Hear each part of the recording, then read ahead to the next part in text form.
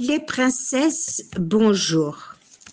Alors que ces paroles de Torah soient pour la gloire d'Akadosh Baruch Hu, pour hâter la Géoula Berachamim, le retour de nos otages, la protection de nos soldats et de tout Am Israël là où il se trouve.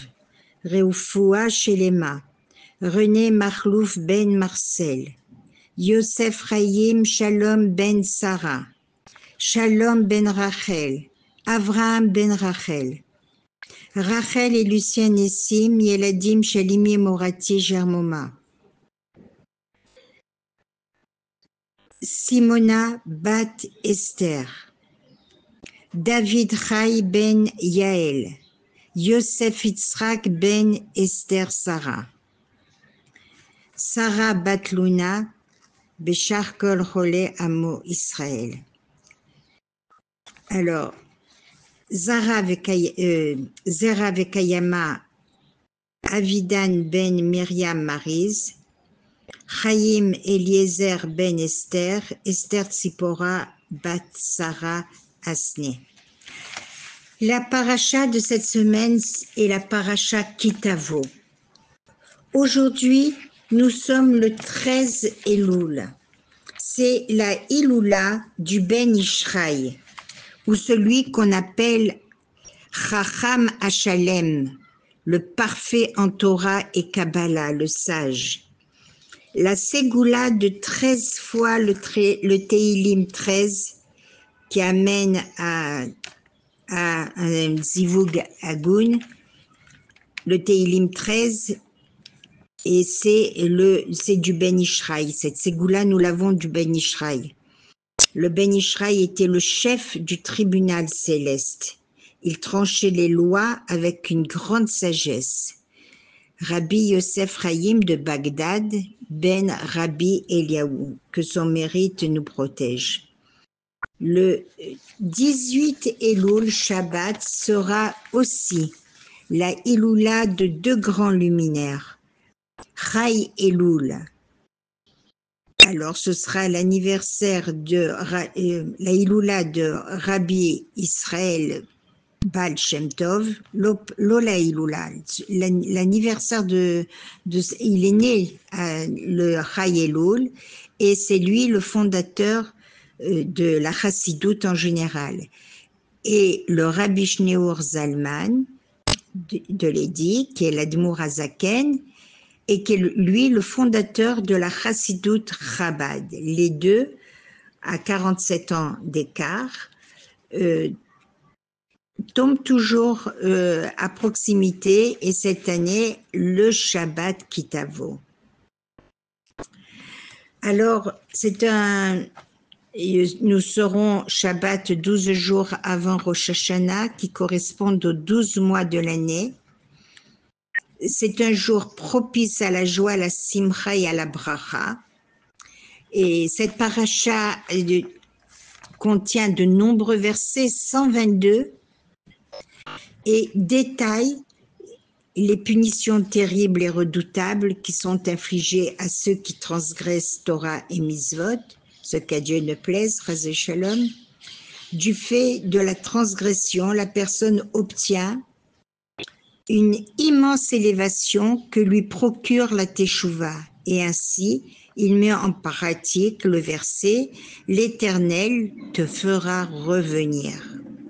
Il parviendra à la Teshuvah, corrigera la faute et s'élèvera vers un stade beaucoup plus haut que celui qu'il possédait et cherche à s'investir et se rapprocher d'Akadosh Baruch Hu et atteint donc un stade beaucoup plus haut que le tzaddik qui, lui, n'est pas attiré par le mal. La Teshuvah éveille et fait réfléchir et nous amène à proximité d'Akadosh Baruch Hu. Il suffit de décider de ne plus désobéir, de ne plus avoir ce sentiment d'amertume. La Teshuvah nous pardonne sur le plan spirituel et immédiat dans la joie. Alors, toute cette paracha commence par les prémices, le premier fruit qui sort de la récolte, de la terre.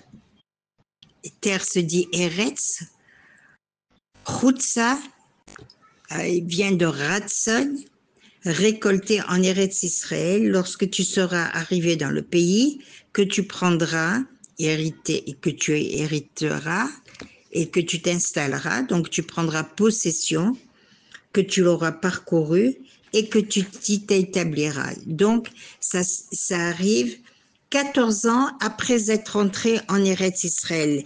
Après les 40 ans d'errance dans le désert, nous sommes rentrés en Eretz Israël et pendant 14 ans, nous avons parcouru pour prendre possession de la terre et il y a eu aussi le partage de la terre pour tout un chacun. Et c'est seulement là que vient la mitzvah des prémices. Hein, que c'était tout c'était une procession, c'était magnifique, c'était d'une toucha grandiose. Alors, les Bikurim et le Kavod Avaim, on voit le Birkat Amazon, cette mitzvah extraordinaire, c'est Hachem qui sustance toute créature, comme David Améler le clama dans le Teilim 145, qu'on lit 3 fois pour voir des Yeshuot et 2 fois pour notre Parnassa. Dans le Passouk Tet Zayin, le Passouk 16, on voit Potear et Yadecha ou Mazbia lechol chayratson. Là, on doit s'imaginer que la Parnassa est en train de descendre dans mes mains et une forme de réceptacle. Tu ouvres ta main et rassasis tout vivant à volonté, avec bienveillance. D'une graine qui se désagrège vont naître les fruits merveilleux. Hachem est notre guide, notre berger, notre dispensateur de bienfaits. Nous demandons à Kadosh Baruch Hu de reconstruire sa maison afin qu'il nous dirige d'une façon plus dévoilée. Kivud Avaim est le respect dû aux parents, ordonné par la Torah, par 2 commandements distincts, de craindre et de les honorer. Ces mitzvot ont été institués pour développer le sentiment de Hakarat Hatov, tous les bienfaits, hein, être reconnaissant envers nos parents, envers Hachem, auxquels nous devons la vie, qui se sont sacrifiés pour nous depuis notre naissance afin de nous élever et nous faire trouver le chemin de la vie et de nous éduquer de tout leur cœur. Se soutenir car nous faisons partie d'une chaîne et nous devons tous être solidaires les uns des autres et s'aider par toutes sortes de tzedaka. Et alors là, j'arrive à vous raconter une histoire qui s'est réellement passée, que j'ai dû peut-être vous raconter, mais elle correspond tout à fait à la Karatatov. Ilan Katz vient d'une famille orthodoxe, une famille de rêve, des garçons et des filles tzadikim, mais voilà, à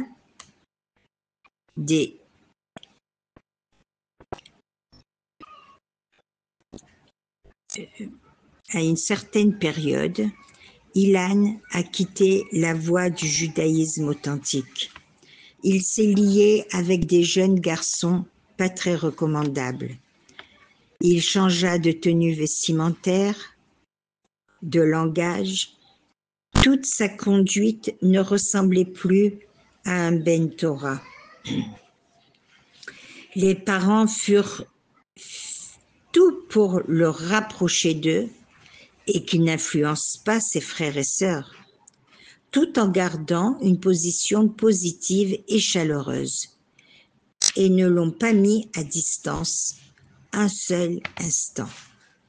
À 18 ans, après plusieurs années sans cadre scolaire, Ilan se rend dans les rues de Tel Aviv. Et là, soudain, il voit quelque chose de bizarre. Un camion s'agite furieusement et se met à écraser ceux qui sont assis à l'arrêt. Ilan, apeuré, pense qu'il s'agit d'un accident. Mais voilà que sur la route, il voit que le camion se dirige vers la station d'un militaire et le camion redémarre en force sur les voitures à proximité. En quelques secondes, Ilan comprend qu'il assiste à un cauchemar. À quelques mètres de là, une femme au volant bloquée de tous côtés et le camion conduit par un arabe fonce tout droit sur elle. Ilan court vers elle. Pourquoi ne sort-elle pas de la voiture? Arrivé à la hauteur de la voiture et constate que la femme a juste le temps de détacher son bébé et de le tendre à Ilan par la fenêtre ouverte. Ilan le prit et fuit à toute vitesse. En quelques secondes, le bébé dans ses bras, loin du terroriste qui a réduit en miettes la voiture. À bout de souffle, Ilan rencontre un policier qui lui demande de patienter avec le bébé de 6 mois dans la voiture de police. Un vrai drame, un vrai cauchemar. Plusieurs policiers poursuivent le camion et arrivent à tuer le chauffeur arabe. De longues minutes plus tard, le policier retourne à sa camionnette et raccompagne Ilan à sa maison en lui demandant de garder le bébé jusqu'à ce qu'il contacte les services sociaux. Arrivé à la maison, il crie « Maman, occupe-toi de ce bébé !» Le tend à sa mère et fond en larmes et éclate en sanglots. La maman, stupéfaite, envoie sa fille acheter des couches, des biberons, lui donne le bain et le couche.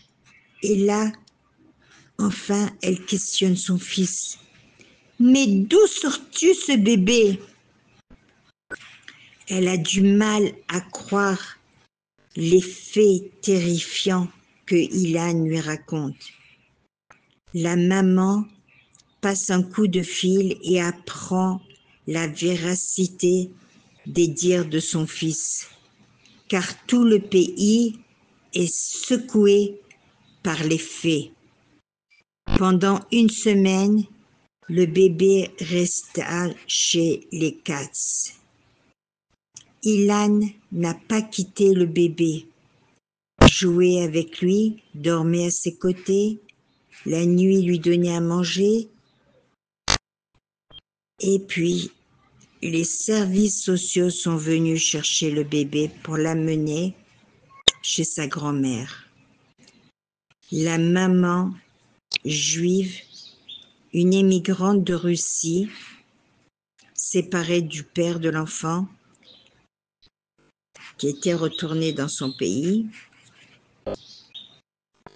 et n'avait personne d'autre au monde. Voilà que Ilan rend visite chez la grand-mère. Mais très vite, il s'aperçoit qu'elle n'a pas les forces. Il en informe les services sociaux. Il ne lâche pas prise.